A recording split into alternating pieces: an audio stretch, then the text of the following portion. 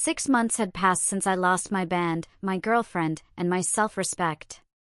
Despite that, the betrayal I experienced from someone I deeply loved still felt unreal. I could accept losing the band. I had heard they weren't doing as well after I was forced out. I could even come to terms with my new identity as a woman. But what really stung was how my ex-girlfriend had used my love for her to betray me. The more I thought about it, the more it disturbed me. The breaking point came when I heard my song, a love song I had written for her, being sung by the jerk who had stolen my band and my girl. I wanted revenge. I obsessed over the idea for weeks, imagining different ways to get back at them, driving myself crazy. It infuriated me. Here was my band, making money off my songs. And then, out of nowhere, a simple idea popped into my head. I laughed at how easy it could be if I could just find someone with the right skills, someone who wouldn't take advantage of me. My first thought was of my old friend, Gnarly. Yes, that was his real name. His parents were from the 60s or maybe just eccentric, but I didn't care. He was a computer genius, the best I'd ever known. All I had to do was find him. Losing touch with childhood friends always left a void. Suddenly, I remembered him and realized how much I missed him. I was no longer the awkward kid I once was. With a bit of effort, I'd turned into someone pretty, and Gnarly had always admired women like me. I knew he'd be excited to see how much I'd changed. I had no doubt that he'd help me. The next day, I hired 3 private investigators. One was to track down Gnarly, another to find Juan, the guy who'd stolen everything from me, and the third to get the band's real tour itinerary. I knew they faked the public schedules until just before the tour began. I sat back, waiting for the results.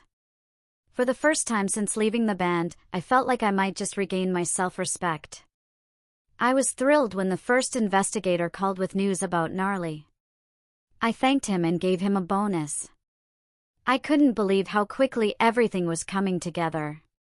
2 days later, I was in Sandusky, Ohio, heading straight to Gnarly's house. When I arrived, he recognized me right away, even though I was now a woman. "Hey Mikey," he said with a smile, "you were never really that manly, even back in school. But now, yeah, you make a pretty cute chick." It felt strange to hear him say that, but I appreciated it. "Thanks, Gnarly. It means a lot." We caught up as we reminisced about the past. Gnarly had always seen something in me that others didn't. "I tried to warn you about the band," he said. "I saw what was happening, but no one listened to me. I felt guilty about that. I never understood why, Gnarly. We always cared about our fans, and I would never have turned my back on an old friend." "Yeah, I know. You stayed grounded when everyone else got full of themselves. I respect that, Mikey." We both laughed, and for a moment, I forgot about the mess I was trying to fix. But then I got down to business and told him my plan for revenge against the band. His eyes lit up. "That's an awesome plan. I can totally help you with that." Just like that, half of my plan was set in motion. I could have hugged him, but I held back. I didn't want to scare him off. Gnarly worked quickly, far faster than I had expected. Within a week and a half, he had everything I needed, real-looking legal documents on a DVD. "I even got into the archives and changed all the copyright info," he said with a grin. "How did you do all this so fast?" I asked, impressed. He chuckled. "You just have to convince the computer you're legit. I've been doing this for years. If I wanted, I could probably run for president." We laughed together, remembering how we used to joke about running for random political positions. Gnarly even won a race for local dog catcher once, which was hilarious. He handed over the DVD, but before I could take it, he paused. "I hate to ask this, but I need a favor in return for all this." "I'm sorry, I had no other choice." I nodded immediately. "You've done more for me than anyone else ever has, Gnarly. I'll do anything for you." He seemed relieved as he handed me the disc. Thanks, Mikey. You've got a real chance now. I had never gone back on a promise in my life, but this one was tough. I was going to follow through, no question about it, but I was worried it might ruin our friendship. When I brought it up to him, he got defensive for the first time I'd ever seen. Man, I'll always be your friend, your best friend, I hope. No matter any pranks we've pulled, and this is just a prank, kind of, he said. I smiled and shook his hand. You've got your man, well, woman in this case. Do you think it will work? I sure hope so. Gnarly replied. He had a crush on a local girl who had been distant with him, and he thought this might make her jealous. So for the next week, I hung out with him at all the cool spots in town. Whenever she was around, I made a big show of cuddling up to him and even kissing him. His guy friends were in awe, but most of the girls shot me nasty looks. Poor Kath, Gnarly's intended, seemed devastated. At one particular party, I was laying it on thick. Kath broke into tears and ran out. I quickly sent Gnarly to comfort her, and about half an hour later, he returned with Kath draped all over him, looking victorious. I decided to give Gnarly a proper send-off and played the role of the bad girl to perfection. Gnarl, I said, glaring at him. What's she doing in my spot? I stood with my hands on my hips, tapping my foot as Gnarly put on the performance of his life. Hey, I'm really sorry, Bambi, he stammered. Kath and I have been friends for a long time, and I thought she was mad at me for some reason. But we worked it out. She's the only one for me. Fine. I shot back. If you want to trade the queen for the little princess, go ahead. You'll regret it, country boy. I felt my popularity plummet to almost nothing. Perfect. I stormed out, my head held high like a runway model. But once I reached my hotel room, I couldn't contain the laughter that had been building up for hours. I laughed until I cried. That was the best stunt we'd ever pulled, and it actually worked. Now all Gnarly had to do was not mess it up. I was pretty sure he wouldn't, though. I could see the bond between them. Kath just needed a little push, and now, I felt they'd both be better off because of it. I sent Gnarly an email wishing him luck and thanking him for my very special gift. When I got back to Hollywood, I immediately called my lawyer and told him my story. When he asked if I had proof, I assured him that I had kept detailed records. He agreed to meet me for coffee at a nearby bistro. I made a duplicate of everything, paranoia was setting in, and put the original in my wall safe. I dressed up for his benefit and walked over to the cafe, where a table and an espresso were waiting for him, just the way he liked it. He walked in and said loudly, "Hey babe, what's cooking?" I gritted my teeth and smiled, trying not to laugh. He sat down, pulled out his laptop, and wiggled his fingers at me for the disc. I almost smacked him in the head but managed to smile and drop it into his hand. After all, he was the best money could buy. He was obnoxious, but he always won, and that's exactly what I needed. As he looked through the info, he whistled. Damn, girl, this is so tight I won't even need to pull out my usual tricks. This is a slam dunk. I was so happy that I leaned across the table and kissed him on the cheek, right there in front of all the gossipers. I blushed and asked him to get started on it. He gave me a wicked grin and told me he was on it. It only took 3 months to get to court. Partly because we froze all their bank accounts and partly because my lawyer was that good. After just 1 week, I had $156 million. The band members were in chaos, yelling at their lawyers, while only Kayla noticed me leaving with Danny, my lawyer. I overheard her asking Julia, "Wasn't that Riley?" I gave Danny a huge bonus, and I also gave him a special night. Normally, I wouldn't do that, but he was an incredible lover, and I enjoyed it so much I passed out. By then, I had fully embraced my feminine self. What else could I do? Besides, I loved being a woman. I never realized how much women get out of intimacy until I experienced it firsthand. Now, I was finally reaping some rewards for the betrayal I had suffered. When I regained consciousness, I noticed Danny was gone, but I still savored the lingering effects of our time together. I could still feel it in certain places. I went over to an old poster of the band, marking it with crossed-out $signs. I knew the band was struggling, and I figured Kayla and Alexis had to be feeling the brunt of it. As for Tina, I wasn't so sure, but as the band's manager, she was just getting a salary, so the court case probably hadn't cost her much, only her job. I couldn't help but enjoy the moment, so I called Kayla the next day. I kept tabs on their whereabouts and had their contact details updated regularly, thanks to my very private investigator. I hoped he'd come over tonight because I was still feeling energized. Revenge, it seemed, was an aphrodisiac. The phone rang 5 times before someone answered. It was Alexis, and I was surprised to hear her voice. "Hi, this is Riley." "How are you, Alexis?" "Who is this?"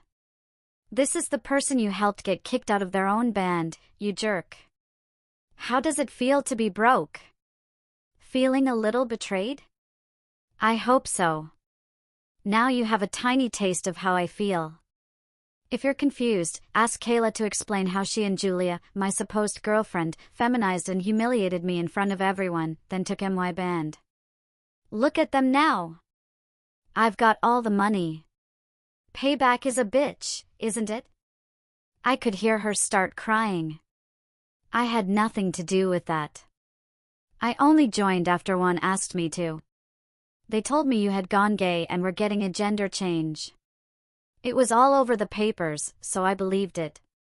I'm so sorry. I felt a little bad for her since she hadn't been involved at the start, so I told her, "Okay, I'll give you the benefit of the doubt. Meet me at Christie's in an hour. Come alone or you'll be tarred by the same brush as the rest of them." "I mean it." She agreed. True to her word, she came alone, and I watched her from a hidden booth. As soon as I was sure it was her, I called out. She looked around, still unable to spot me. The booth was perfect for those who wanted privacy, and Christie's had 3 of them. I walked around the corner and approached her. She didn't recognize me at first. I'd had some extensive plastic surgery to look the best I could. If I had to be a woman, I was going to look good. I tapped her on the shoulder from behind, and she jumped in surprise. Wow, she was wound up tight. I took her hand and guided her back to the booth. "Wow, Riley. I didn't even recognize you. You look really pretty." Well, what girl wouldn't enjoy hearing honest praise? It made me happy to hear it, especially since she was a knockout herself. We talked for a while over breakfast, and I asked her some questions to gauge her reactions. Either she was a great actress or she had no idea what the rest of the band had done to me. I ended up telling her everything, and when I did, she started crying. "That is disgusting," she sobbed. "Why did you let them do that to you?" I explained how Julia had been giving me hormone pills for months, sapping my strength to stand up for myself. I did it for the band, and I loved Julia. I trusted her, I added. "Who knew?" She grabbed my hands and said quietly, "Let's get those bastards."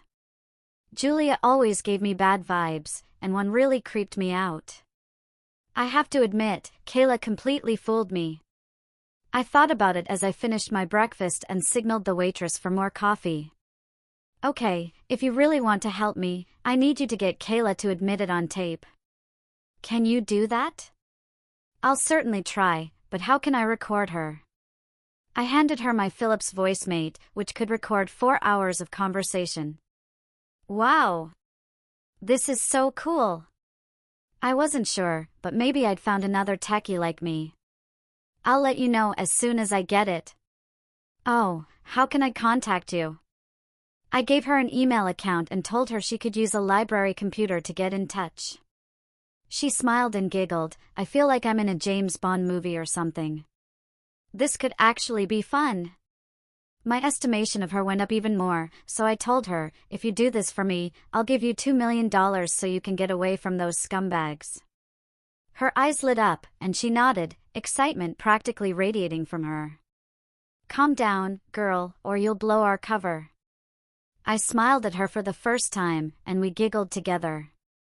Maybe I had found a friend, I thought. I hoped so. For days later, I checked my emails for updates from my private investigators and was pleasantly surprised by a cryptic email from Jane Bond. Mission accomplished. I had to laugh. Alexis sure had the spy bug. I immediately called Kayla's number, and Alexis's breathless voice answered. She had obviously beaten Kayla to the phone. Hello, she said. I told her to meet at our usual spot, smiling at her excited giggle. This time, Alexis was already at the booth when I arrived. She hissed playfully as I approached, and I joined her at our table. She was practically glowing with excitement.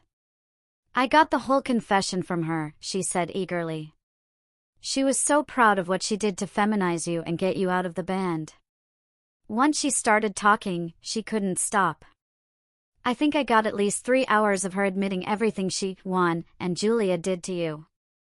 I almost got sick listening to her laugh about how pathetic they made you, and how easy it was to push you down the path of full feminization. She even told me that Julia had you on hormones from the moment you met. Apparently, she always wanted to do that to some poor guy. You were just the lucky one. I chuckled, imagining how much more fitting it would have been if they'd done it to Juan instead. That would have been hilarious, right? Then, a mischievous glint appeared in Alexis's eyes as she leaned in closer and whispered, "Why don't we do that?" Her suggestion was tempting, but I had other plans for Juan, and the whole feminization thing took time. I had to let her down gently. I've already got plans for Juan. She didn't give up, though. Okay, but what about Julia or Kayla? I blinked in confusion, and she leaned in again, explaining that male hormones could have the same effect on women as female hormones had on men. I was intrigued. It was the perfect revenge for Julia, and I couldn't help myself. In excitement, I grabbed Alexis's face and kissed her passionately. She hesitated at first, then melted into the kiss, and soon we were both breathless. "You're a genius," I said, still caught up in the heat of the moment. Later, she came home with me, and we discussed our plan to get close enough to Julia to make it happen. It would take time, but the revenge was so satisfying that I was willing to put in whatever effort was necessary. As I looked at Alexis's big smile, I realized that I was smitten. I blushed, feeling a little embarrassed as I looked down at the table. "What's wrong, Riley?" she asked, noticing my change in mood. Taking a deep breath, I gathered the courage to tell her. I had to, even if it meant she would reject me. "I've really misjudged you, and I'm sorry for that. Over the last few weeks, I've come to really appreciate your adventurous spirit and your excitement about our spy work. And, well, I'm attracted to you." Very attracted. I watched her carefully for any sign of disgust, but there was none. Instead, she looked at me thoughtfully, weighing the situation. "I'm really flattered, Riley, I am," she said gently. "But we don't really know each other that well yet. I'd hate to jump into something before I know how it'll turn out." I smiled, understanding, and then pulled my checkbook out of my purse. She tried to protest, but I shushed her. I didn't want to hear any more about why we shouldn't be together. I calmly wrote out a check for $5 million and handed it to her. "Thanks for all your help. I couldn't have done it without you." I stood up, ready to leave, but to my surprise, she tore the check up. "What are you doing?" I hissed in disbelief. "That was a perfectly valid check." She shrugged. "If you want, we can go to my bank and get the cash instead." I was still standing when she pulled me back into my seat. "God, those assholes really did a number on you, didn't they?" she said, shaking her head. I didn't know how to respond. "What I was trying to say," she continued, "is that we should take things one step at a time. I knew trust would be an issue for you, and that's why I tore up the check. At first, I was outraged about what they did to you. Then, I got wrapped up in the whole spy versus spy thing and realized I was enjoying being sneaky." She stopped to smile broadly at me. I think we should be roommates first, then see if we're compatible enough to take things further. If not, at least we'll know we gave it a shot. What do you think? I just smiled and nodded, moved by her thoughtful words. She laughed, grabbed my hand, and pulled me to my feet. Well, what are you waiting for? Let on, roommate. On a side note, I should mention that we're still happily living together, now sharing a bed, and we're both deliriously happy. When we arrived home, I gave Alexis the grand tour of the house, and I could see that she was genuinely impressed. I don't think she expected us to be living together in such a beautifully styled home. I had thoughtfully designed the place with a forest theme. Even the bathroom felt like a small glade, surrounded by lifelike statues of deer and other forest creatures near a luxurious jacuzzi and pedestal sinks. She laughed and jokingly said she wanted blindfolds on the critters while she took a bath. I giggled and promised I'd see what I could do. We then moved to the kitchen, the only room in the house that looked like a kitchen, where I introduced her to Ms. Gallin, my cook, housekeeper, and sometimes mother figure. Alexis seemed a bit surprised at first, but she quickly won Ms. Gallin over by complimenting her for keeping the kitchen true to its purpose. Ms. Gallin snorted but smiled, clearly approving of Alexis. I was relieved. Ms. Gallin had become a sort of maternal figure to me, always there for advice or just for the warm comfort of home. We got Alexis settled into the guest room, which she remarked was bigger than Kayla's apartment. She hesitated for a moment, looking at me with some embarrassment. I really don't want to go back to that place, and I don't care about what I left behind, but she trailed off with a playful smirk, swaying back and forth with her hands clasped behind her back like a child asking for an advance on her allowance. I laughed and handed her a platinum Visa card, telling her to enjoy herself. Let me tell you, that girl could shop. I thought I was a good shopper, but she left me far behind after the 5th hour of non-stop shopping. I was amazed by her stamina and the thought she put into each purchase. Nothing too flashy or tacky, just well-chosen, sexy outfits. She had an excellent eye for color and was a master of mixing and matching. I decided right then and there that she'd be the head of shopping from now on. She was thrilled when I told her that at home. Wow!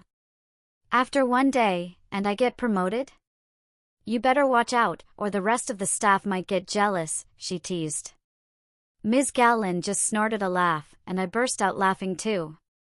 It had been so long since I'd laughed like that.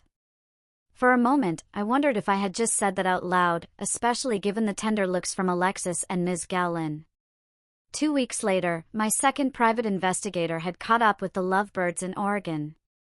I was pleased to hear that their relationship was on rocky ground now that money was tight. I took down the details, thanked him, and gave him the payment instructions, along with a generous bonus for his excellent work. I was thrilled with the news. Next up, Kayla's punishment. Alexis and I sat down to brainstorm. We had Kayla's full confession on tape, but sending her to prison would drag all the others in too, and I had big plans for Juan and Julia. Kayla would need a more creative solution. As we listened to her gloating over what she'd done to me, we inadvertently let Ms. Gallin overhear the tape. She stormed into the study, demanding to hear the whole thing. I'd never seen her so angry. She listened to the tape twice, then commented that Kayla needed to be treated like the spoiled child she was. Suddenly, Ms. Gallin perked up, went to the phone, and after about an hour, returned to inform us that Ms. Butler's prep school for unruly children would gladly take Kayla in. She was even sending us a brochure right away. With a smug look, Ms. Gallin left to return to her kitchen. Alexis and I exchanged amazed glances at Ms. Gallin's unexpected intervention. We were both curious to see the brochure, and thanks to her timely action, we could now shift our focus to Juan. I had an epiphany. Alexis asked if it hurt, and I giggled, tickling her playfully. As she recovered from the tickling, I shared my brilliant idea. It was simple: get Juan on a plane to Mexico or, even better, somewhere in the Middle East. Plant some serious drugs in his luggage, and wave goodbye as he gets carted off to prison. Once again, Ms. Gallin had the perfect solution. Lebanon, she said, has very strict anti-drug smuggling laws. Juan would be lucky if he got off with just 20 years. She smiled dryly. That prize will get him on a plane expecting wine and women, not whining and gentlemen. I had to laugh at her sharp wit. I gave her a big hug and thanked her for her invaluable help. She smiled, actually smiled, and said it was her pleasure. As she served us dinner, Ms. Gowlin asked if she could join us. I was a little surprised but smiled and agreed. She sat there for a while, clearly collecting her thoughts while both Alexis and I waited patiently. After a few moments, she finally spoke. When I first started working for you, I thought you were one of those Peter Pan types, you know, fairies. She paused as we both laughed at that. During our interview, I decided you seemed harmless enough, and I figured I could just live and let live. But over the years, I've come to realize that you're straightforward, honest, and have excellent taste, though you also seemed very sad and lonely. I noticed you were always meticulous with business but appeared almost paranoid when dealing with people. Then it hit me, you'd been hurt by someone close to you and had lost your ability to trust. I want to apologize for thinking you were something you're not. After hearing that awful tape, I realized you had no control over what happened to you, and I'm genuinely impressed by your strength to keep going without letting yourself wallow in pity. But I also want to say that revenge can diminish the seeker, and I hope you won't let it taint you. You can count on me for anything I can do to help. She stood up from the table, smiling at me. I'm very proud to be your housekeeper, Mississippi. Then she turned and disappeared into the kitchen, leaving Alexis and me with moist eyes. The brochures for Ms. Butler's preparatory school for troubled children seemed perfect, but I couldn't help but wonder how Ms. Gowlin knew about it. Was she a graduate or a sponsor? I guessed we'd never know the full story. Now, our main focus was figuring out how to get Kayla to that school. Once she entered those walls, we knew it would take a while before she'd be released. The world would be a safer place while she was there, and hopefully, the lessons she'd learn would help her become a better person. In a way, it would be more of a gift than a punishment, giving her a new outlook on life and hopefully some peace. Alexis came up with a clever plan. She would go back to the apartment, pretending nothing had happened. She'd apologize for not staying in touch, claiming she'd been busy with her new job helping children with disabilities. Alexis would rave about how rewarding the work was and suggest Kayla come visit to see if she might want to work there. It seemed like a safe approach, and I could go with her in case anything went wrong. We decided we would head to the apartment the next day. Kayla wouldn't recognize me, so I could add some extra believability to the plan. The next morning, we headed to Kayla's apartment. As soon as Alexis unlocked the door, I could feel the negativity in the air. Alexis called out for Kayla, and she immediately responded, "Well, where the hell have you been? Got your share of the rent? No, how are you, or are you doing all right?" This woman was pure evil. But we could use that. Alexis launched into her spiel about her new job and how rewarding it was, then introduced me as Brenda, a fellow worker. Kayla didn't seem impressed at first, and I started to lose hope. But when she brought up the rent again, I was sure her greed would take the bait. "Oh, I'm sorry, here I am going on and on about me," Alexis said, opening her purse to reveal a thick stack of bills that could choke an elephant. Kayla's eyes widened, and she almost started drooling. I smiled to myself, certain that this would work. I opened my purse and handed over an equally impressive wad of cash. "Do you think you have enough?" I asked innocently. Kayla practically salivated at the sight. I imagined being poor must have that effect on someone used to having more. I couldn't help but chuckle, remembering the great moments at the courthouse. Meanwhile, Alexis had counted out several $1,000s and handed it to a stunned Kayla. "I'm so sorry I didn't give you any notice, but I hope this helps with the burden," Alexis said, just the right amount of sweetness in her voice to keep it from sounding fake. Kayla eagerly grabbed the opportunity. "My God! How much do they pay you?" she asked, wide-eyed. "Well, I'm just starting, so my wage is a bit low for now. They only pay me $5,000 a month, but I should get a raise after my probationary period." "Brenda, you've been there for over a year, how much do they pay you?" What a way to start. I deadpanned. I make $216,000 a year now. I paused for effect. But I'm up for review next month, and I'm hoping for a raise. I could certainly use the extra cash. Those Mercedes are killer when it comes to maintenance, and I'm helping Todd through university, and you know how expensive that can get. I said the last part directly to Kayla, watching her eyes light up with dollar signs. Maybe I should come check it out then. If the job isn't too bad, I'd definitely be interested, she said, a little too eagerly. I thought to myself, of course, you would. You're probably already plotting some scam to get more money. Alexis jumped in with enthusiasm. Oh, what a great idea! We could work together. It'll be so much fun. Careful, sweetie, I thought, don't lay it on too thick. Kayla seemed to have already made up her mind, though. She stood up, grabbed her coat and purse, and announced, well, let's get going then. I exhaled quietly, relieved. We had her. An hour later, we pulled into the parking lot of Ms. Butler's preparatory school for troubled children. Well, Kayla certainly qualified for the troubled part. There wasn't a more difficult child than her. As we walked up, Kayla looked around and observed, my God, it looks like a prison. Well, how astute of you, my dear. Once we passed the towering walls, she seemed to relax as she took in the manicured lawns, statuary, and fountains that were designed to put people at ease. We entered the building, and again, Kayla was impressed. The place oozed old money. I could see her already scheming about how to get her share of it. She was hooked. Now, we just had to be careful with our wording when we spoke to Ms. Butler, and Kayla would have a home for many years. Maybe she'd even come out a better person. I surprised myself by hoping that would be the case with Kayla. Unbelievable! The person most responsible, along with Julia, for my current situation, and I was wishing her well? Strange days indeed.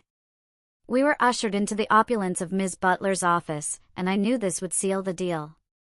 Kayla's greed would work in our favor. Ms. Butler already had the forms ready on her desk for Kayla to sign. Good day, ladies. How may I assist you today? It was my turn to speak, as this was my revenge, and I wouldn't let anyone else feel guilty about it. Ms. Butler, we were just telling Kayla here about the virtues of your establishment, and she mentioned how much she'd love to reside here. I turned to Kayla, silently praying that she wouldn't catch the subtle difference in how I phrased things. Isn't that right, Kayla? Thank God, she didn't miss a beat and immediately started flattering Ms. Butler. Oh, absolutely, Brenda, and I can't thank you enough for bringing me here. She smiled at me, for those of you who may have forgotten, that's me, and then turned her attention to Ms. Butler.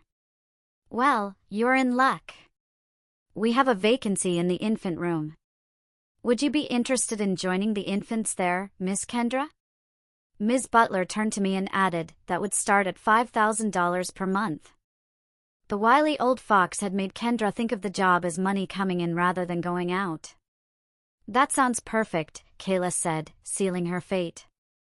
I nodded in agreement, and Ms. Butler immediately slid the paperwork toward her. Kayla signed without hesitation, and Ms. Butler then pushed the documents to me. I was, after all, paying for this schooling. Kendra, of course, asked, why are you signing, Brenda? It was an easy question to answer. I'm your sponsor, dear. I smiled as Kayla gave me a look of gratitude. Meanwhile, Ms. Butler pressed a button on her intercom and, after a brief exchange, ordered special beverages for her guests and requested that Mistress Beatrice come to the office for a pickup. I knew then that Kayla's fate was sealed. Mistress Beatrice was in charge of the infant department. Refreshments soon arrived, coffee and tea, along with some tempting-looking biscuits. The server set the tray down and asked Kayla which she preferred. When Kayla said coffee, I knew I was getting the tea. The server asked about cream and sugar, and Kayla, thinking she was being polite, answered yes to both. I watched closely as Ms. Butler subtly added a vial of clear liquid to Kayla's coffee, then handed it to her with a smile. Kayla, completely oblivious, smiled back and took a big gulp of the coffee. "Oh my! I'm so sorry," she said, suddenly realizing what she'd done. "I have no idea why I drank that so quickly. I apologize for being rude. But it was very tasty." I'm not sure if Kayla noticed, but her speech patterns were quickly reverting to those of a much younger person. She smiled dreamily and, in a childlike voice, asked, "Can I have some more yummy drinky, please?" Who would have thought that she actually had some genuine politeness in her? Probably something her mother instilled in her as a child. At that moment, Mistress Beatrice entered the room and looked kindly at Kayla, who by now was sitting with her legs swinging like a child. "That would be, may I have some more yummy drinky, please?" she corrected gently. She had clearly overheard Kayla's earlier request, and the training had already begun. Kayla apologized, saying, "Oh, I'm sorry. May I have some more yummy drinky, please?" Mistress Beatrice beamed down at her. "Of course, sweetie."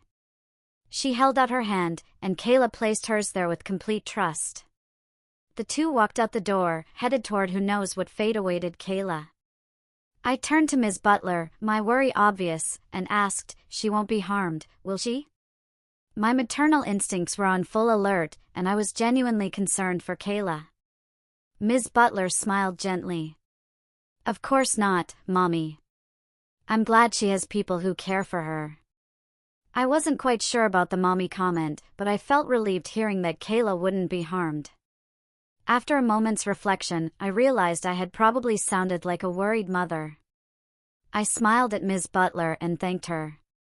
As Alexis and I rose to leave, Ms. Butler handed me some documents. I had already paid for 2 years in advance, and I was sure they'd contact me when additional funds were needed. I smiled again and thanked her, and she stood to bid us a good day. Just as we were about to leave, Ms. Butler added, "You know, you do have visitation rights after a 3-month break-in period. I think your little girl would love to see her mommy." I paused for a moment, considered it, and turned back to Ms. Butler with a smile. "Thank you. Yes, I'd like to visit. Am I allowed to bring presents?" With a wide smile, which looked quite unusual on her face, Ms. Butler nodded. "There are some guidelines in your forms. Ladies, I wish you a good day." We nodded silently in return and left the office. Once we were back in the car, the enormity of what I'd just done hit me. God. I hope I did the right thing, I said, feeling unsure. Alexis reached over, patted my hand, and reassured me, "You did just fine, Mommy." I couldn't help but smile as I put the car in gear and we headed home. The sting for Juan took a very long time to set up. There were so many small details to manage carefully, or the whole thing could fall apart, putting both Alexis and me at risk. I had no illusions, Juan was a tough one to crack. But the potential payoff kept us going. Surprisingly, though I should have known better by now, Ms. Gowlin provided a great deal of help. One day, I needed to ask her how she knew so many people, including some real bottom feeders, and even one who was a contract killer. Note to self, give Ms. Gowlin a raise. Phew! Finally, we had everything in place, and I was confident the sting would work. It helped that Juan and Julia's relationship was deteriorating, money problems were putting a strain on it, and their inflated egos made it worse. They both had to keep up appearances of being wealthy and successful, which only added fuel to the fire. By the time we had everything ready, Juan was definitely primed to leave Julia. I placed the ad in his favorite car magazine and created a fake corporation to run a sale campaign matching the ad. The hardest part of the operation was securing the drugs. They had to be real, or the authorities couldn't act. I had never done drugs myself, but I knew they were available at the big Hollywood parties. I had an idea and talked my lawyer, Kenny, into getting us an invite to one of the upcoming parties. I didn't mention I was bringing Alexis with me, but since he was meeting me there, it didn't matter. Danny, my lawyer, would get over his little fits as soon as I needed him again. I paid him too well for him to stay mad for long. The tricky part was getting the drugs from some greedy or excited dealer at the party, but I was confident there would be plenty at such a bash. Hollywood glitter always attracted the bottom feeders like worms attracting fish. I hired 10 people to go through the contest submissions, looking for one thing: Juan Alvarez. No one else could win. I offered them a $5,000 bonus for finding it. The mail was flying through their hands. For 2 weeks, I nervously waited, hoping one hadn't missed the ad. Finally, it was found, and the lucky woman who found it danced around the room singing, "Eureka! I found it!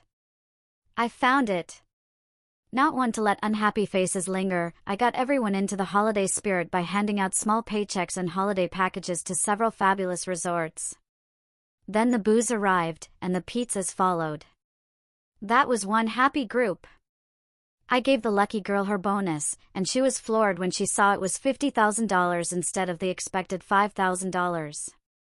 I'd learned that my newest employees were all single parents, struggling with bills and mortgages, and my newfound maternal instincts kicked in.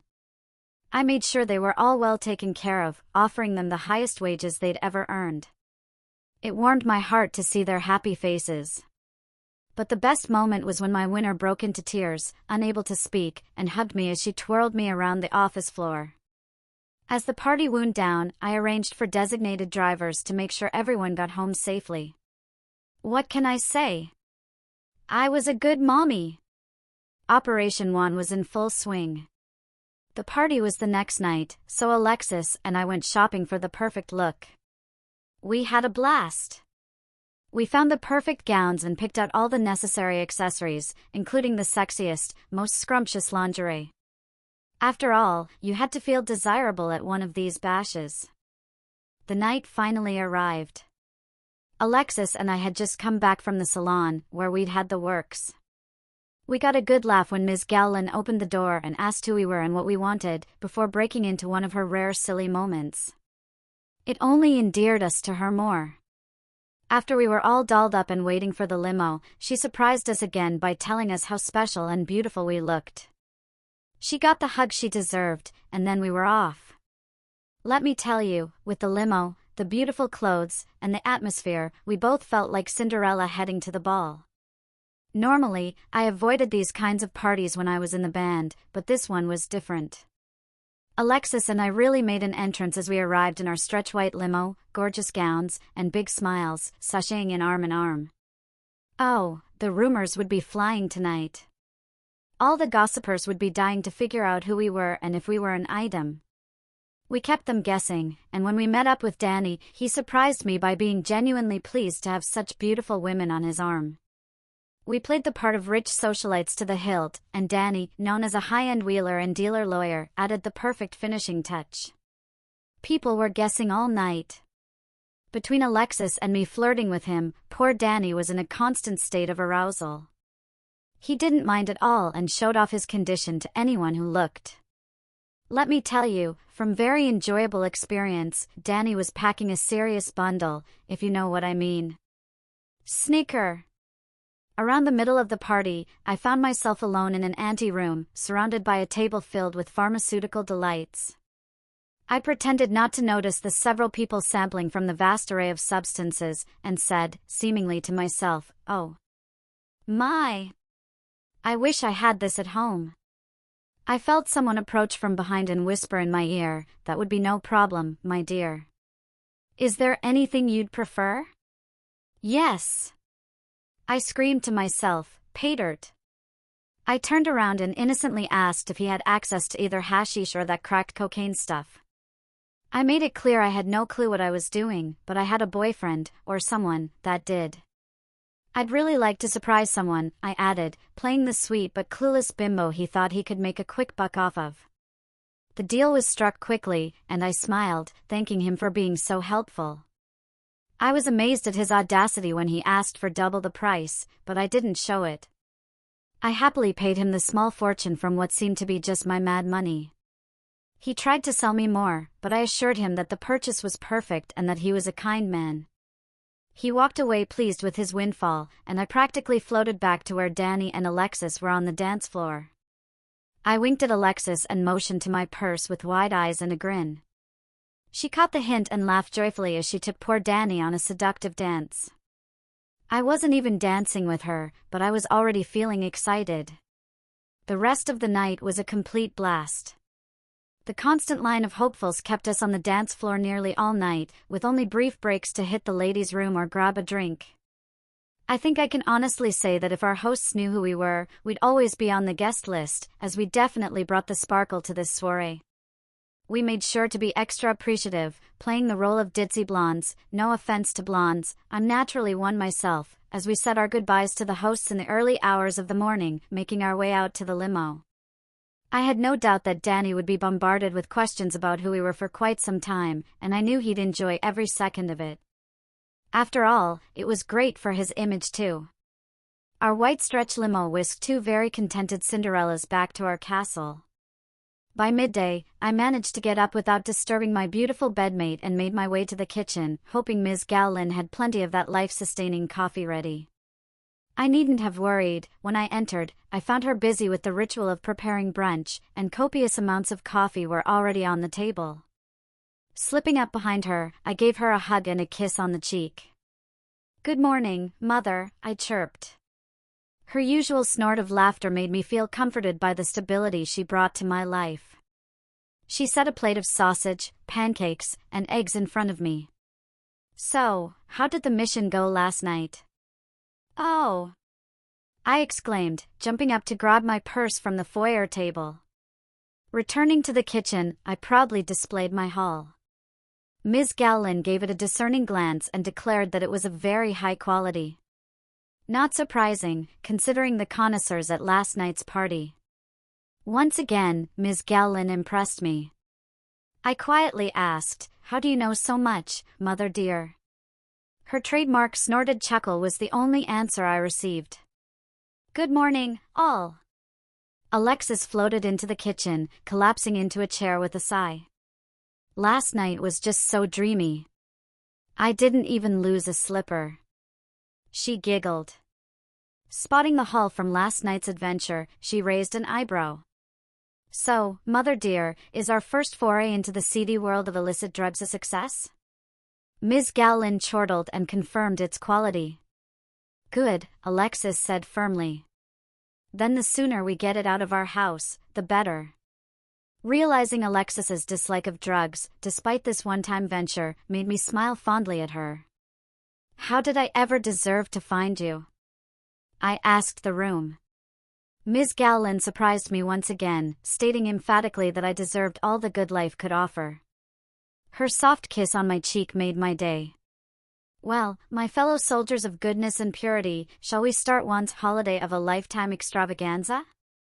We all laughed at that as I kicked things into gear by calling our next team into action. I'd hired a small group of actors 2 weeks ago who were thrilled to accept their roles. We had 3 women and 2 men playing the magazine's PR department, which was meant to give Juan his prize. We even had a real video camera with all the lights and bells and whistles to escort our unsuspecting winner to his trip to hell. Of course, the actors had no clue, and the cameramen genuinely thought it was a legit contest win. In about 20 minutes, Juan would be basking in his good fortune. The real sting was set for the following week, and everything was in place.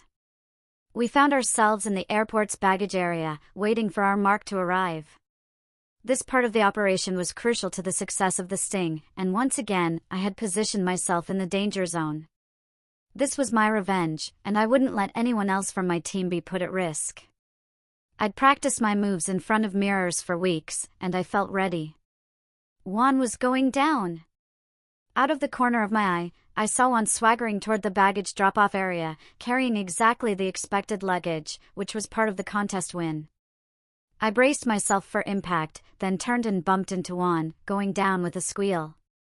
I dressed in a flirty little outfit that gave him a good view of my charms.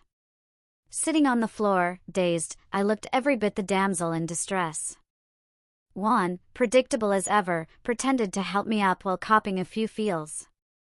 I got up, leaned against him, and thanked him for his help, all while slipping a small package into a hidden zippered compartment on his carry-on bag, designed to look like a well-prepared drug stash. It was check and mate. As I watched him swagger toward his plane, I knew the officials at his destination were already being notified about the drug smuggler heading their way, along with the appropriate news agencies. If everything went according to plan, we could watch him get caught on national TV tonight. I felt like a weight had been lifted off my shoulders as I headed to the car park, where Alexis was waiting to whisk us away to our celebration dinner. After enjoying our delicious meal and feeling pleasantly full, we sat in front of the TV, eagerly waiting. We impatiently watched the local news, but perked up when it switched to international stories. Our luck was on point. Juan was the first story, handcuffed and escorted away with a look of shock and disbelief on his face as we heard him shout, "It's not mine. It's not mine, I swear." His cries of innocence faded as he was led off to his new life. I couldn't help but hope he found true love in his new country of residence, for a long, long time. I grabbed Alexis and Ms. Gallin and did a victory dance, squealing with joy. Life was good. Mila was stunned as she watched Juan get busted in Israel for drug smuggling. She knew it had to be a setup. The jerk didn't even do drugs, he always felt they dulled his edge. What made her more angry was that Juan had won a trip and hadn't bothered to let her know or include her in any way. "What a prick!" she yelled into the empty apartment. She returned to find that everything of value had been taken and that Juan had already pawned it all. He had left her with practically nothing. The shared bank account was empty, and she would be lucky to scrounge up enough food for a meal. "What a prick!" she yelled again, stomping around in impotent rage. The sad reality was, she had no one to turn to because her super bitchy attitude had alienated everyone. Now that she needed someone, there was no one left. The realization that she had brought this on herself hit hard, and she sank to the floor, crying for hours. She had never felt so alone in her life, and she hated it. The sudden ringing of the phone startled her, and she hesitantly answered. "Hello?" Her voice trembled with pent-up emotions. "Mila? Mila? My God, girl, I saw that useless one get busted on TV. What the hell was he doing in Israel? Who is this?" Mila asked, confused. "You just hang tight, I'm coming over." "I don't like the sound of your voice. Don't do anything stupid, okay? I'm on my way." The phone went dead, and Mila stared at it, puzzled. Who the hell was that? 20 minutes later, the doorbell rang, and Mila opened it to see a smiling face she didn't recognize. The girl pushed past her and started looking around the apartment. "Jesus, girl. What happened to all your stuff? Did you get robbed?" Mila stared at the girl, trying to place her, but couldn't. As the realization hit her that she couldn't remember her, she was left feeling disgusted with herself. When you have no one, you clutch desperately at the person who shows any interest. "Damn, why am I such a bitch?" she thought. "If I had paid any attention to those around me, I'd know who she is. She knows me well enough and even knew the apartment." But once again, her mind went blank. She collapsed to the floor, crying as the thought of being alone again set in. She wasn't sure she could handle being alone again. Suddenly, she felt an arm around her shoulders, offering warmth and strength. A name popped into her head. "Beth?" "Hey, it's okay. I'm right here, girl. Take it easy, okay? God, it's depressing in here, it feels like a tomb. Let's get out of here. You're coming with me." "No way, I'm leaving you alone." "You're rattled, Jules. I've never seen you like this before. Come on, grab your coat and purse. Have you eaten today?" "Probably not. You'd forget your head if it wasn't attached." She grabbed Mila's coat from the closet, helped her put it on, and draped her purse over her shoulder. With an arm around her, she led Mila out of the apartment, locked the door, and took her outside. A short while later, they were sitting in a restaurant, sipping coffee while waiting for their orders. "So what the hell happened, Jules?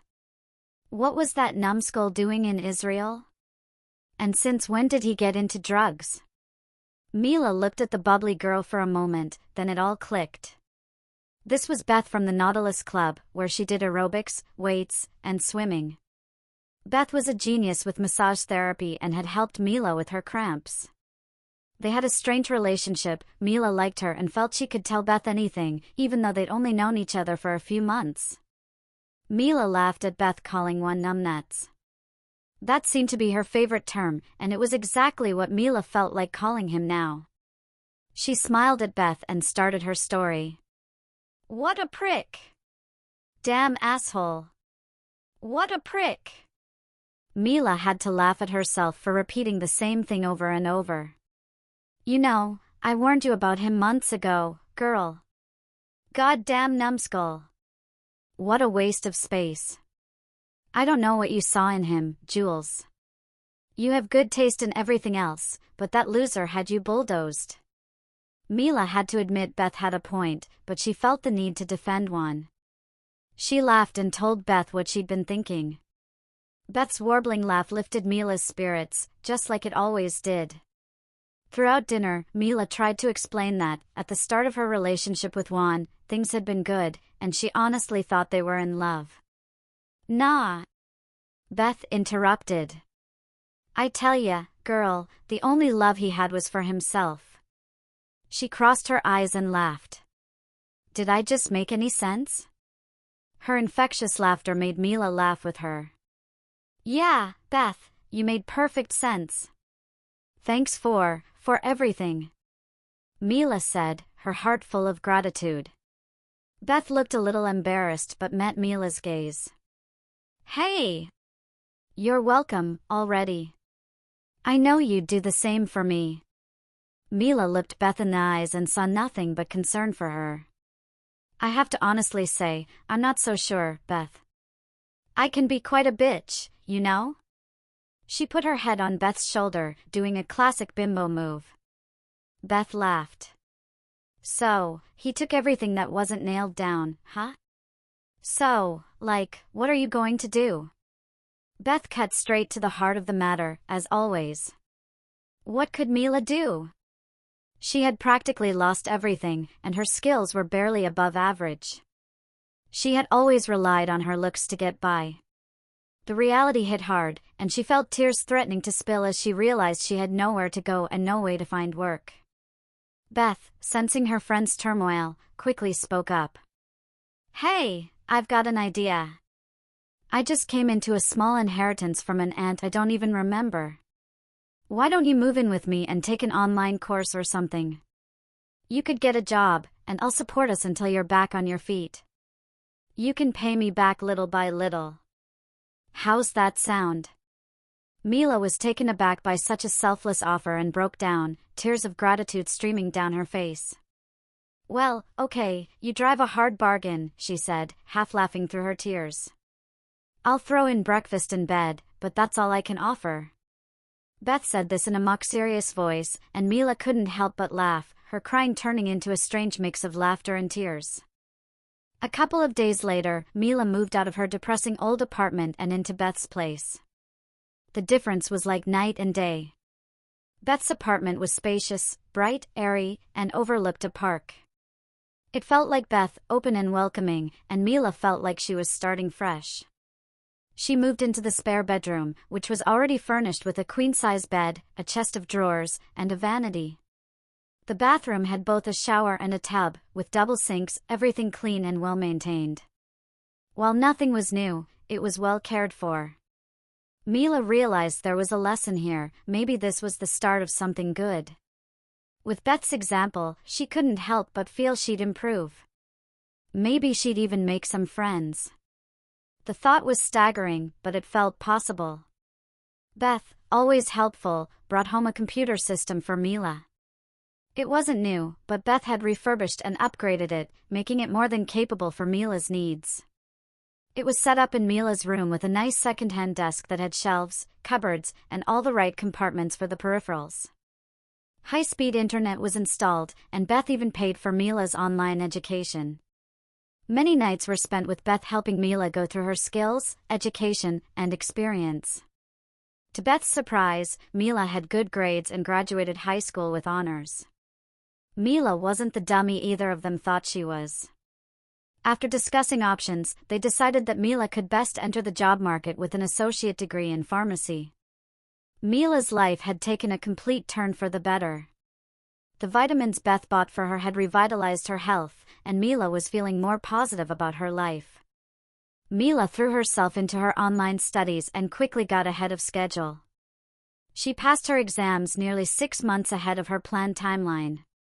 She signed up for more advanced studies that would lead to a bachelor's degree in pharmacology.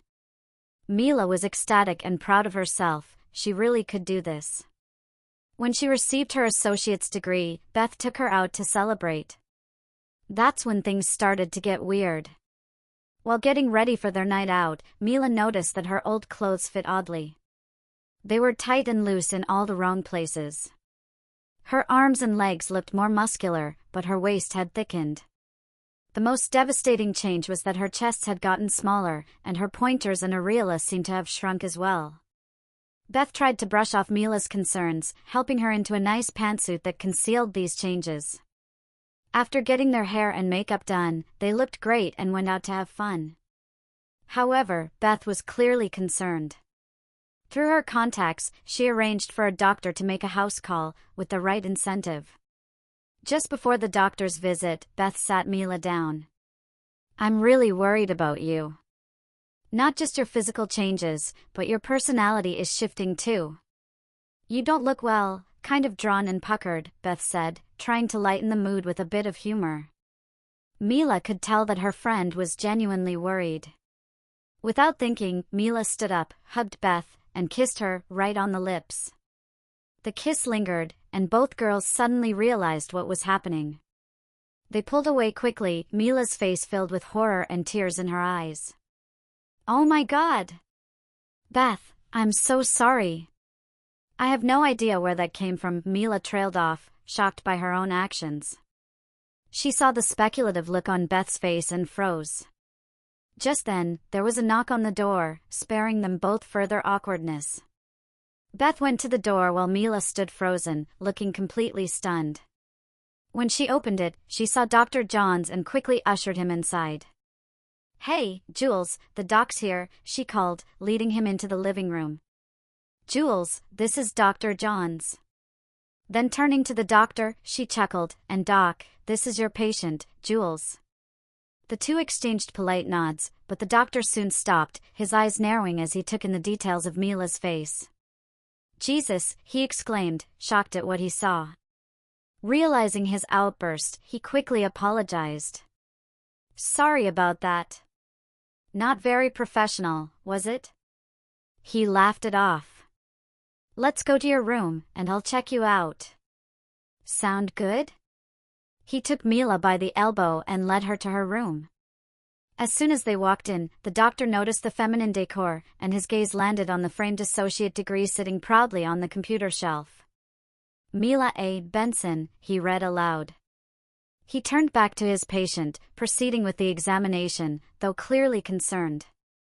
The slight greenish tint around her eyes and lips caught his attention. He took some blood and then asked, "Sorry to get personal, but I need to ask you some important questions. Is that okay?" Mila nodded nervously. "How long have you wanted to be a woman?" the doctor asked, his tone now serious. Outside the room, Beth couldn't help but laugh. Yes, she thought, the plan was working perfectly. She went to the kitchen to make some coffee, snickering to herself.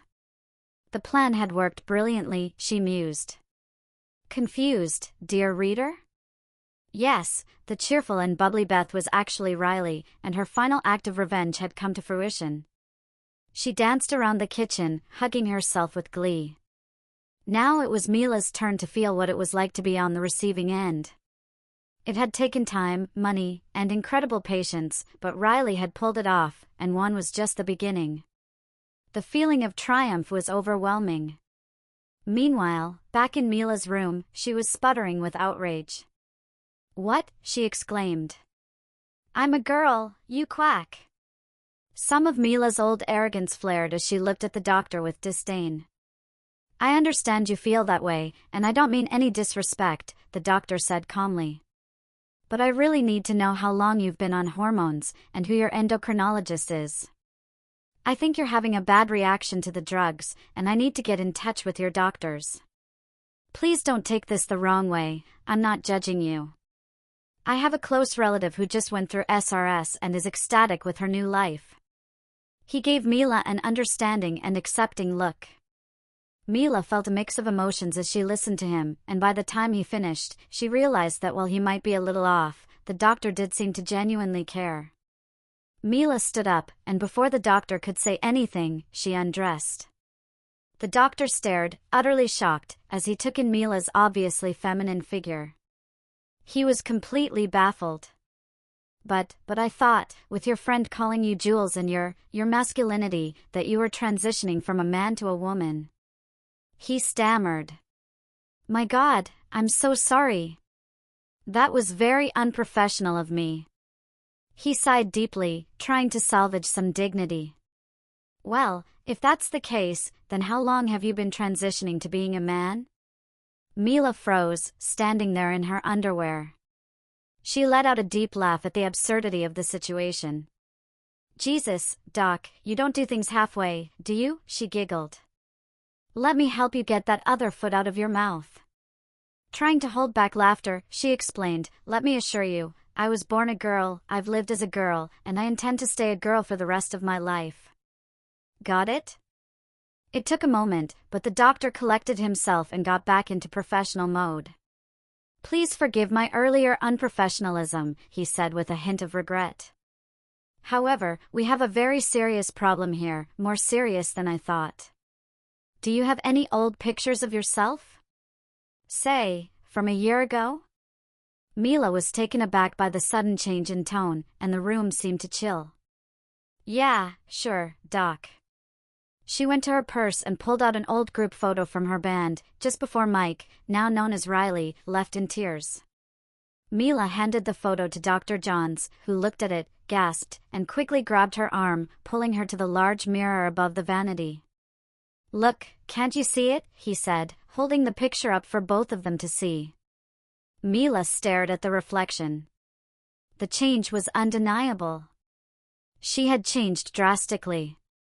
She looked far more masculine compared to the feminine appearance in the photo. Stunned, she sank onto her bed, overwhelmed by the shock. She couldn't speak, couldn't process what was happening. Dr. Johns glanced at the photo again and then back at Mila. Hey! I didn't know Beth was in your band, he remarked. Huh? Oh no, that's one of the backup singers, Riley. Mila replied, still in shock. Jesus, Doc, why didn't I notice this change? Well, you've certainly been busy, the doctor remarked, pointing to the diploma. I see that you wear a lot of loose clothes, jogging gear, comfort clothes. It's easy to miss changes when they happen gradually and you have nothing to compare them to.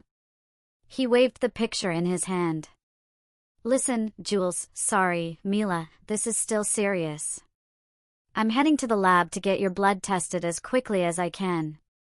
I need you to make time to go to the hospital. I hate to alarm you, but if I'm right about your symptoms, and I'm much better at diagnosing that than determining gender, you might need a blood transfusion. Your body is showing signs of a serious reaction, and with your hormone imbalance, you may be allergic to yourself. So, block off some time in the next week for a transfusion, at least. We'll figure out the rest when you're at the hospital. Do you think you'll be okay, or do you want me to take you to the hospital now? Oh no, Doc, go do your thing at the lab and let me know, okay? All right, don't panic, the doctor reassured her. We'll get to the bottom of this and get you sorted as soon as possible. Hang in there. He gave her shoulders a reassuring squeeze before heading out. Beth had a pot of coffee and all the fixings waiting when the doctor came out of Mila's room. You want some coffee, Doc? She asked. Dr. Johns shook his head as he put on his coat and grabbed his bag. Sorry, Beth, I don't have time right now. I need to get to the lab. Your friend's pretty seriously ill, and I need to figure out why. Thanks for calling me in, you might have just saved her life. He bustled out the door, gone in a flash. Mila came out into the kitchen, dejectedly pouring herself a cup of coffee. "So, what's going on?" Beth asked her. Mila, on the verge of tears, broke down.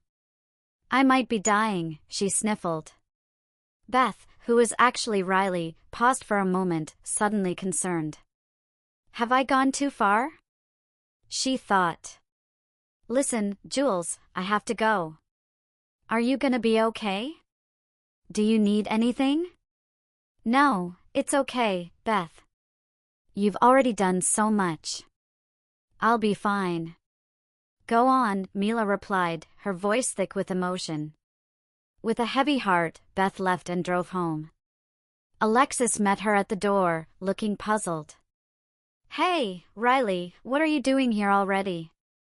How's the revenge going?" To Alexis's surprise, Riley burst into tears. "Jesus, Alexis. What have I done?" She ran deeper into the house. Alexis followed her, confused, and tried to find her, but Riley had hidden herself away somewhere. What the hell had happened? Had Mila done something? Alexis was determined to get to the bottom of it, if not for Riley, then at least for herself. She grabbed a few things, wrote a note to Riley, and left it on the dining room table. Then she jumped in her car and drove the short distance to Beth's place. When Mila opened the door, she was taken aback to see a familiar face. "Alexis! Wow! What are you doing here? You look great!" "Cut the crap, Mila. I came here to get some truth from you, if you have any." Alexis pulled out the recorder with Kayla's ramblings on it and set it on the table. But before turning it on, she looked at Mila, then froze when she saw the changes in her. "Jesus! What the hell happened to you?" Mila looked at her, uncertain how to respond. "I'm not sure, Alexis. Maybe it's karma. My doctor says I might die, but he's running some tests to see if he can help me. Honestly, I don't care. I deserve this. But it's too bad. Beth has helped me so much, and I really thought I'd get a chance to make things right. If I survive, I might get a chance to live a normal life. But God, I'm never trusting a man again. I think I prefer women now." She flashed a crooked smile at Alexis. "Want some coffee?" She moved toward the stove as Alexis nodded. Mila poured 2 cups of coffee and brought them back to the table, where all the fixings were. They both made their drinks just the way they liked, then sat down. Mila noticed the recorder. "What's that?" she asked. "I want you to listen to this, and no interruptions, okay?" Alexis said. "We can talk afterward." Mila nodded, and Alexis played the recording. As Kayla's voice filled the room, Mila's face flushed with anger. There were moments when she wanted to scream and interrupt, but she kept her promise and stayed quiet. Finally, the recording ended. Mila jumped up with a screech. "What a bitch! What a lying bitch," she shouted. "It was never my idea to turn Mike into a woman. Juan and Kayla thought it would give the band an edge. I admit, though, as Mikey got softer, I just loved him more and more. I thought he was perfect. I loved him. He was my sweet lover, and I never had to worry about him beating on me or cheating on me. I'd been through that with Brian, my last boyfriend, and when I complained, he beat the crap out of me. His girlfriend just laughed and egged him on. I ended up in the hospital for 3 months. So when Mikey came along, I snatched him up. Let me tell you, he was a demon in bed, too.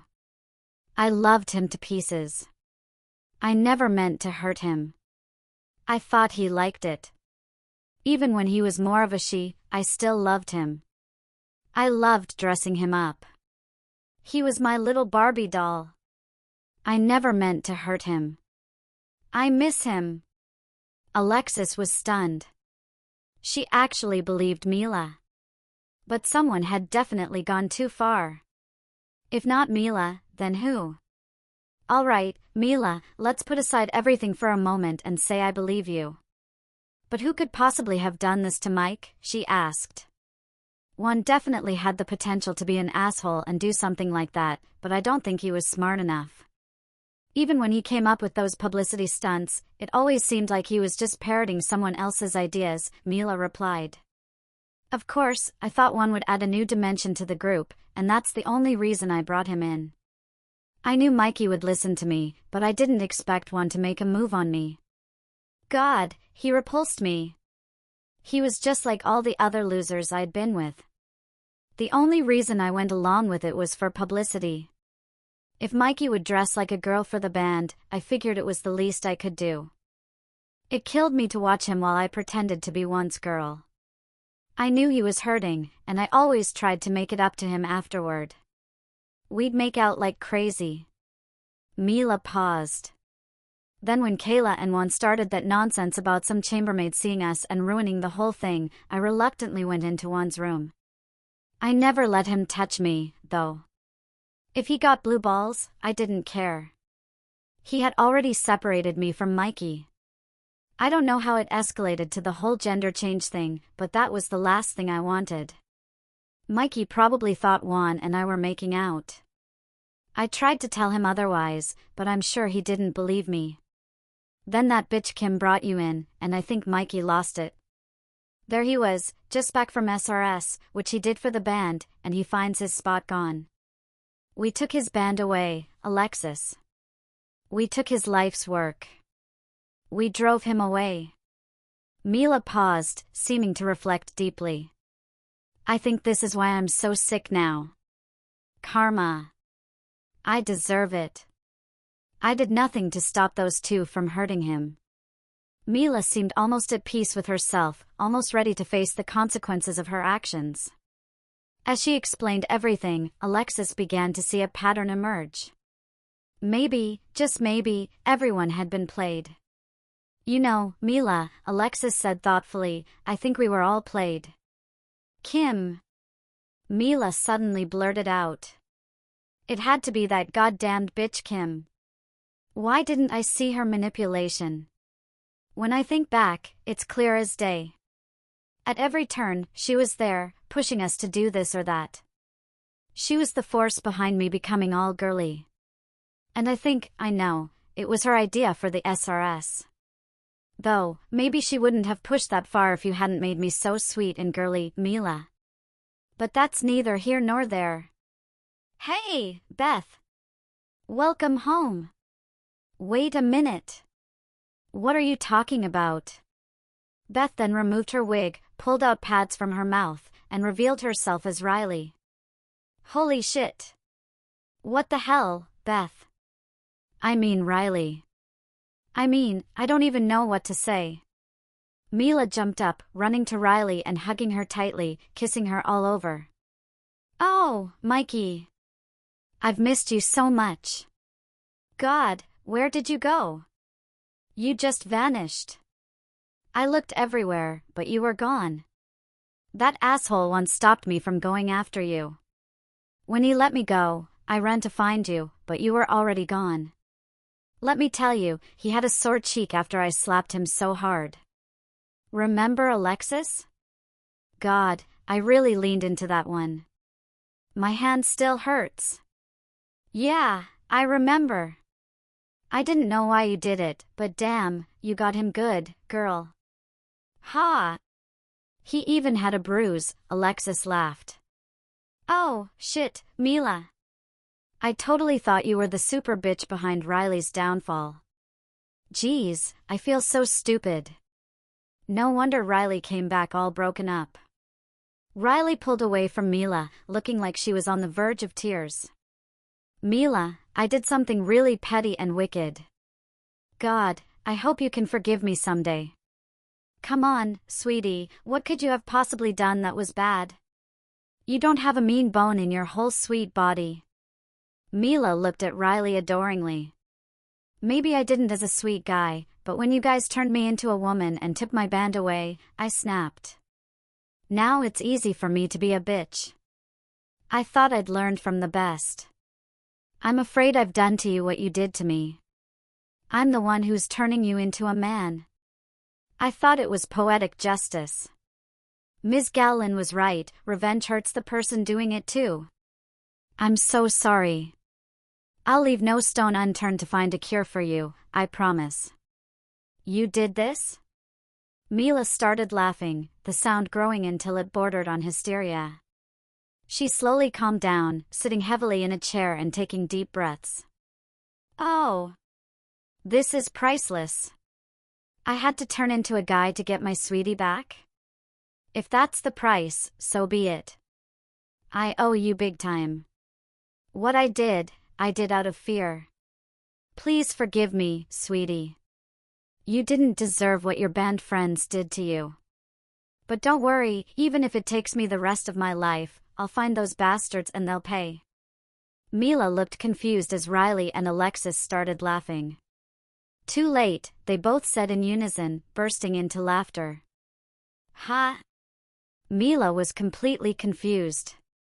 Before the girls could explain what was going on, Dr. Johns burst through the partially open door, with 2 paramedics following him. Come on, Mila. We need to get you to the hospital, pronto. There's a medevac on its way. Hey guys, come in and get my patient ready. The next few minutes passed in a blur as the paramedics worked quickly, getting Mila onto a stretcher and securing her for the flight. Where are you taking her? Riley asked, her voice filled with concern. No answer came, as the sound of the approaching helicopter urged the doctor and medics into overdrive. Moments later, Mila was loaded into the helicopter, the medics returned to their ambulance, and Dr. Johns climbed into the helicopter's cabin. What hospital? Riley screamed, desperate for an answer. Dr. Johns turned and yelled back, Matthias General. Then the helicopter doors closed, and they were off.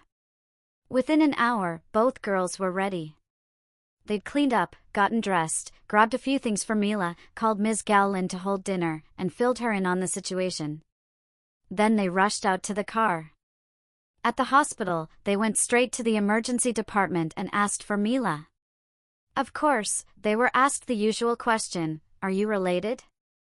Alexis and I exchanged a glance before answering, we're sisters. That got them moving, and soon they were rushed into the lab to have their blood cross-matched with Mila's. Another miracle. We were a perfect match. The next few hours were hectic as both Alexis and I donated pint after pint of blood. Well, perhaps that was a slight exaggeration. But we each gave 2 pints, ate something, drank, and came back 12 hours later to give another pint. We were waiting outside the operating area. There were 3 emergency ORs that radiated out from the hallway like flower petals, when we saw Dr. Johns coming out, taking off his mask as he talked to another doctor. We stood up, and when he noticed us, he came over to us. Hello, girls, what are you still doing here? He asked.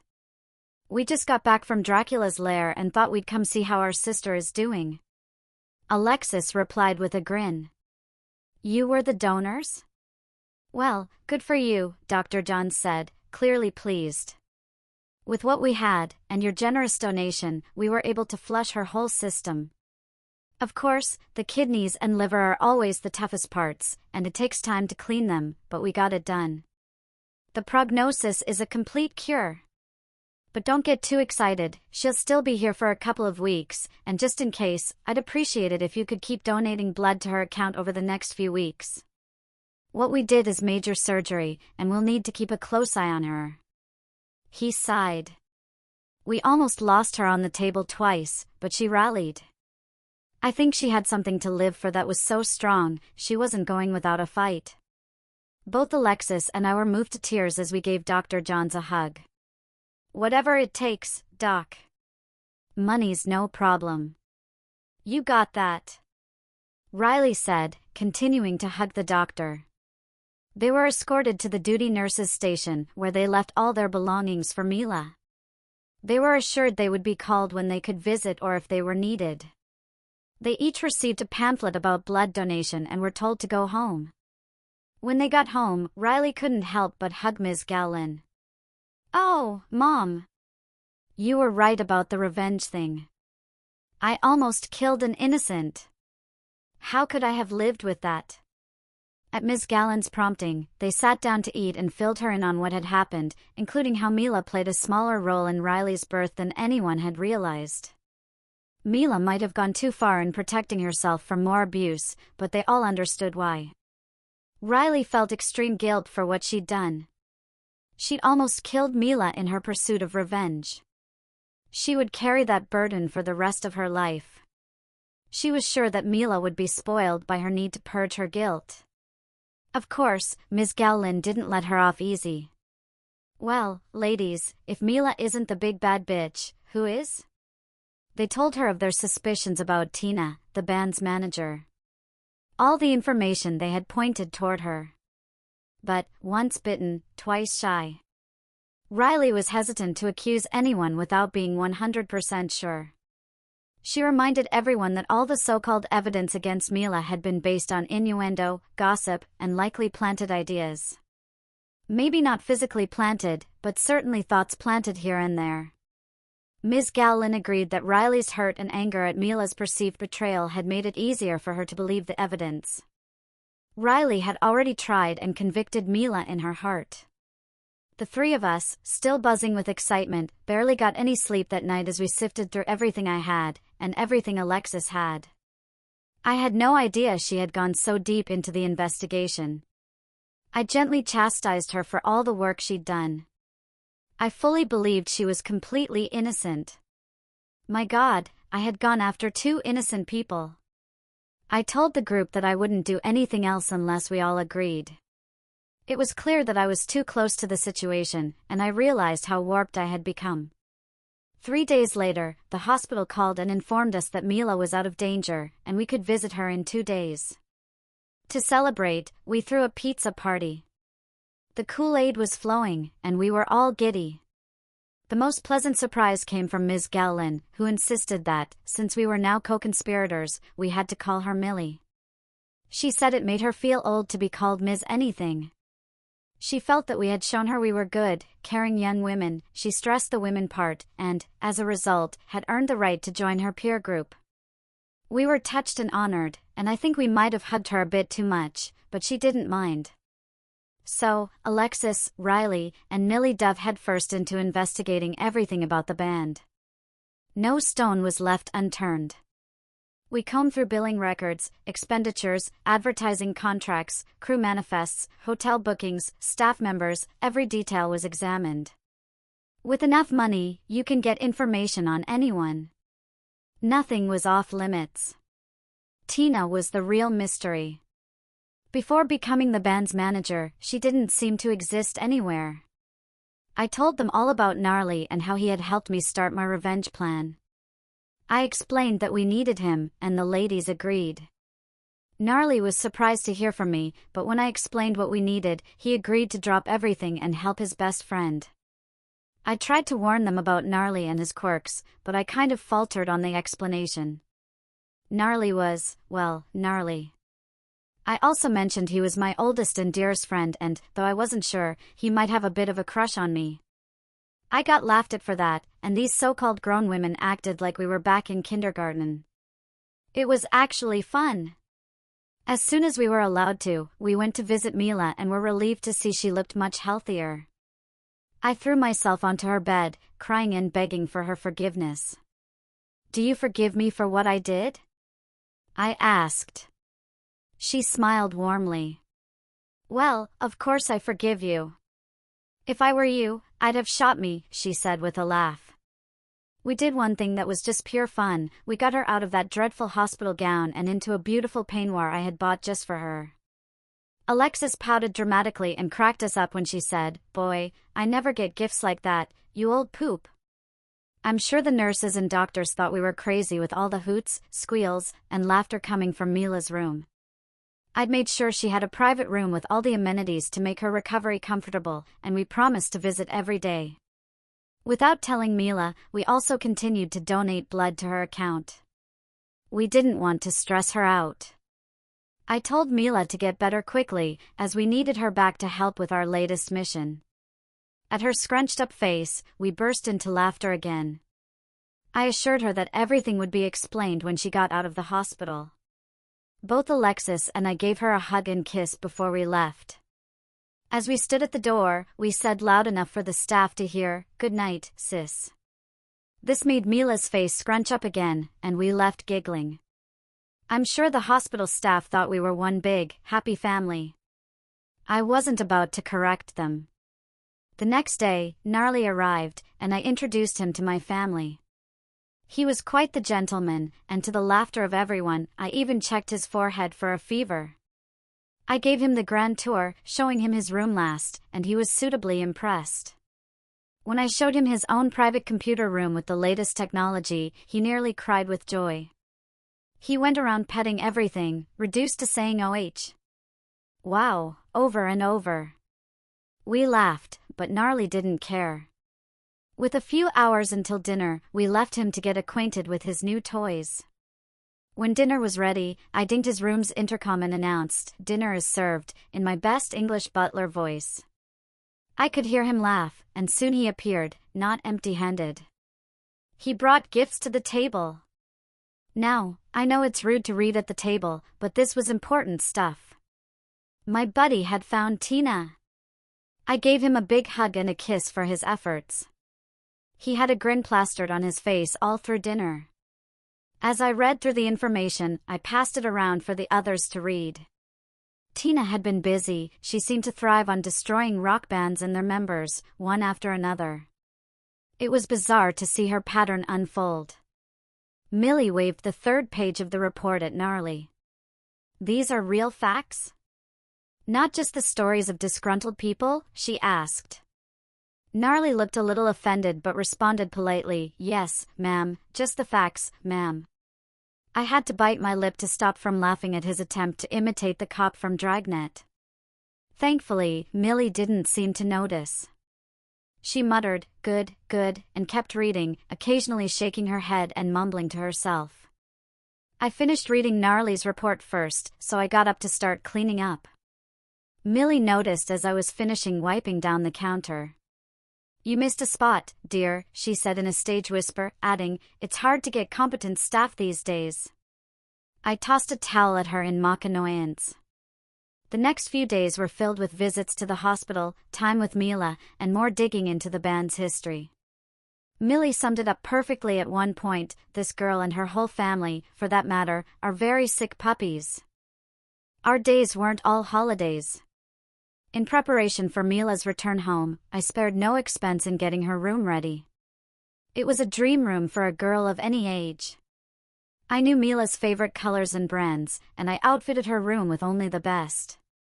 I didn't count the cost, but I wouldn't be surprised if it amounted to $100,000.